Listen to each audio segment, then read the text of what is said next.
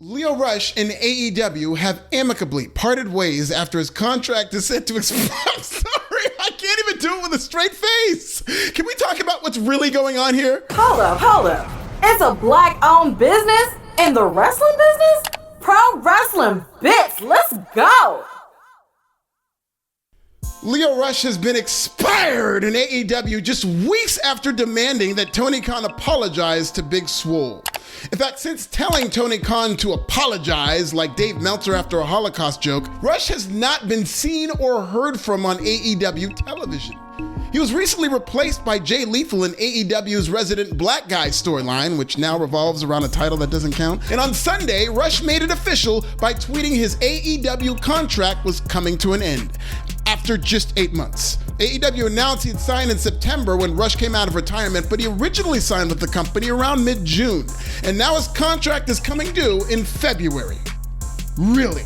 Am I to believe that Lio Rush signed an 8-month contract with AEW? Because as an avid sports fan, I've heard of 1-year contracts. Hell, I've heard of 10-day contracts, 60-day contracts, like what WWE is set to do with NXT recruits.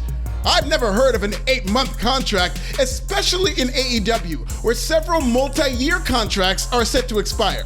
Let me tell you something, if AEW is out here signing black people to shorter contracts, I'd better never hear somebody say, give it time, ever again. Expiration candidates Joey Janela, Marco Stunt, Brian Cage, and even Big Swole, who fucking quit, were all with AEW for multiple years. Yet you expect me to believe Lio Rush's 8-month contract isn't a little suspicious?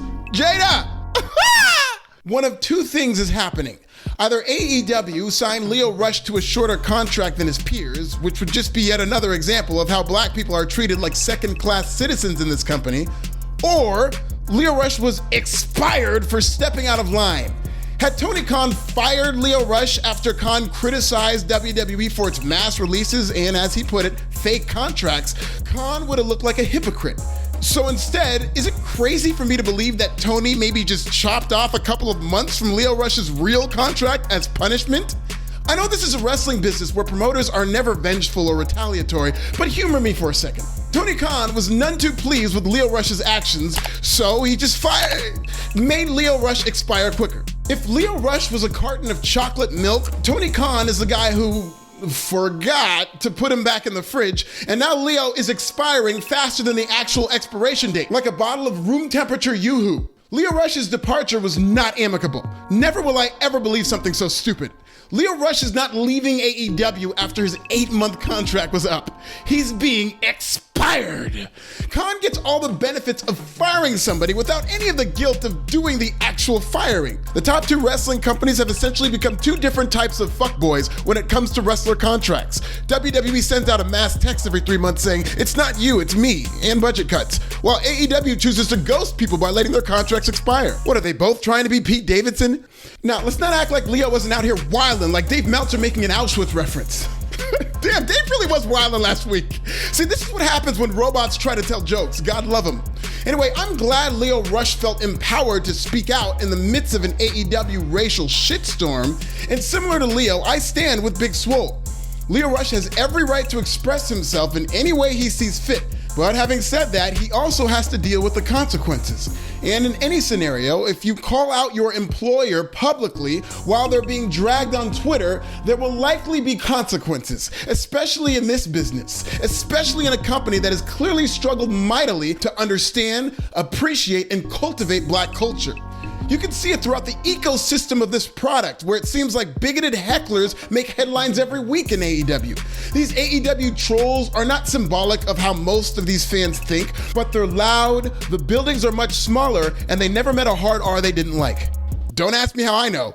Just ask Big Swole, or Jade Cargill, or Brandy Rhodes, or Anthony Bowens. No, we gotta take that again. What? Why? You said Anthony Bowens was called the N-word by an AEW troll. He was actually called the F word. You got your slurs mixed up.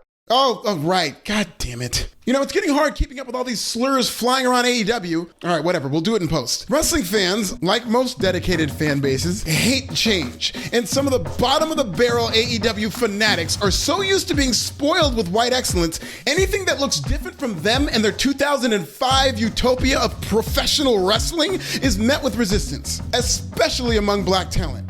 Jade Cargill is the exception to the rule of a successful black woman who is well on her way to being a top star in AEW. But at every turn, it's one neckbeard after another explaining why she isn't ready.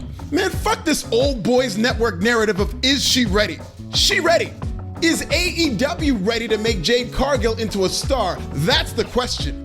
In the same business that has been dominated by green, white athletes with limited experience, motherfuckers are acting like Jade Cargill has to be the next Kenny Omega in order to hold a kayfabe belt that's sanctioned by a pencil. And while a few rotten apples don't spoil the whole bunch, it's not a good look for AEW that a rising number of garbage fans are associated with this otherwise good, if not flawed, product. It's a sign that maybe AEW needs to start normalizing black excellence before some of these AEW hecklers start normalizing bigotry. Either way, Lio Rush was fun while he lasted. Whenever he was able to showcase his talent in AEW, he was unrivaled as a lightning-quick high flyer whose comeback was better than most matches. He's dealing with the consequences of his actions, and as he's done time and again, he'll land on his feet.